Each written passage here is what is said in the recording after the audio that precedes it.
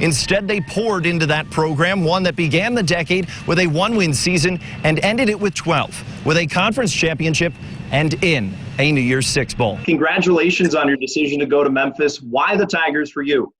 Coach, are you still the head coach? No. And just like that, the Tubby Smith era in Memphis was over. And that's the problem that the NCAA is facing. If James Wiseman wasn't suspended, gone through all this with the NCAA, he'd still be playing for Memphis. The scene here in Fort Worth and across the country is unprecedented. Team buses lined up, waiting to go home after the conference tournament canceled. The entire sports world put on hold amid the coronavirus outbreak. Do you think your wife would be fine with you being in isolation in Arizona for a couple months? I'd be lucky if she doesn't put me in isolation here. And to this day, Madlock still jokes with Lomax, "I told you one day I would be your coach." Just maybe not the team he expected. A win over undefeated SMU means a monumental step towards a New Year's Six Bowl, and a lesson to Lee Corso that overlooking Memphis, well, it can burn you. You're 0-3-4. Now you have a spread offense in Memphis for week 1.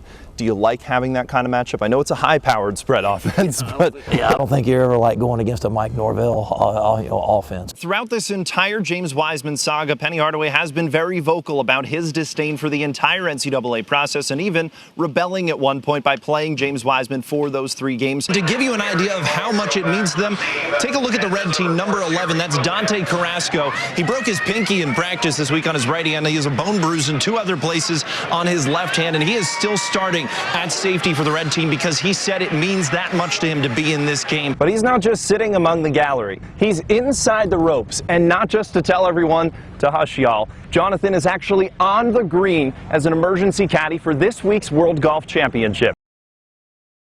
The University of Memphis. It seemed unfathomable at the time, but November 20th, 2018 somehow became the high point of the James Wiseman era with the Memphis Tigers. He left the university today. He did what he felt was best for him, his future, and his family. That should absolutely be respected. But for Tiger basketball, short of a national title, the story of this season will forever be overshadowed with what if and what could have been.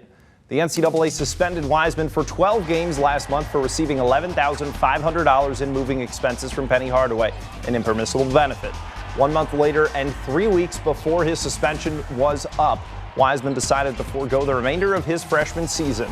Penny Hardaway reportedly attempted to change Wiseman's mind as recently as this afternoon, but the Tigers now have to move on without their preseason All-American. Fortunately for Memphis, they have had 7 games to prepare without James Wiseman, and they are 7-0 in that stretch. The Tigers are the 11th ranked team in the country, in part because of James Wiseman, but also for what they have been able to accomplish without him. That coveted recruiting class may not be the #1 in the nation without its crown jewel, but still features 6 5- or 4-star athletes, more than any other freshman class in the nation. James Wiseman's Tiger career may be over, but the Tigers are not. As for the NCAA, Wiseman leaving college basketball is just another example of a growing trend among top prospects. Wiseman's departure means 3 of the projected top 5 in the 2020 NBA draft are opting not to play college basketball ahead of draft consideration. Every match, you can find Megan Hall cheering on 901 FC in their 90-plus minute battle.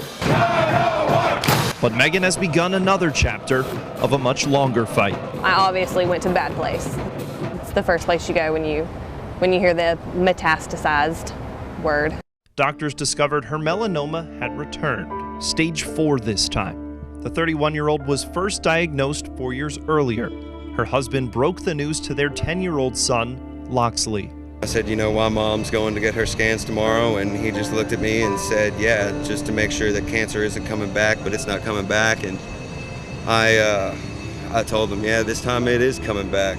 He cried in my arms for probably 20 minutes. And as he heard her coming up the stairs, he wiped his tears from his eyes and put a smile on his face. And when she walked through the door, he was tough as nails for her. Memphis Grizzlies sideline reporter Rob Fisher puts on one of his trademark eccentric suits. He buttons up, laces up, and heads to work.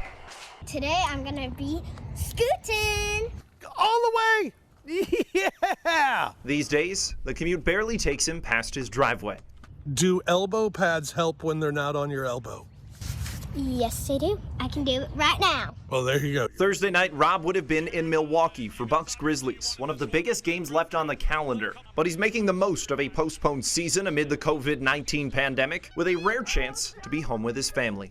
I haven't had this much time with my family since last summer. They're spending that time making Keegan Sports home videos to post on Twitter. All right, here we go. Keegan Fisher lining up for the biggest kick of her life.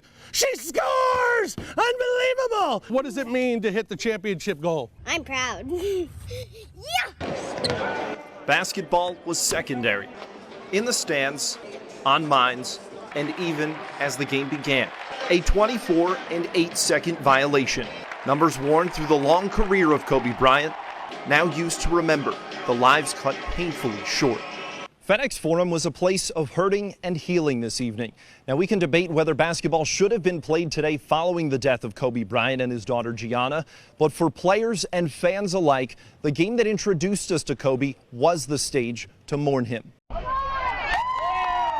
Eventually, we'll get to watch sports again. But we'll never see a moment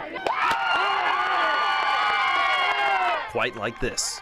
I've seen some no-hitters, but not in these circumstances, no. The Bartlett Panthers played Houston Friday. Because of the coronavirus outbreak, it's their final game before the season is put on hold, and the first varsity start for junior Bradley Mitchell. It's crazy. I didn't really expect to have to do it. I was actually kind of nervous coming in, but whatever happens, happens. And what happened was nothing short of remarkable. A complete 7-inning game, no-hitter.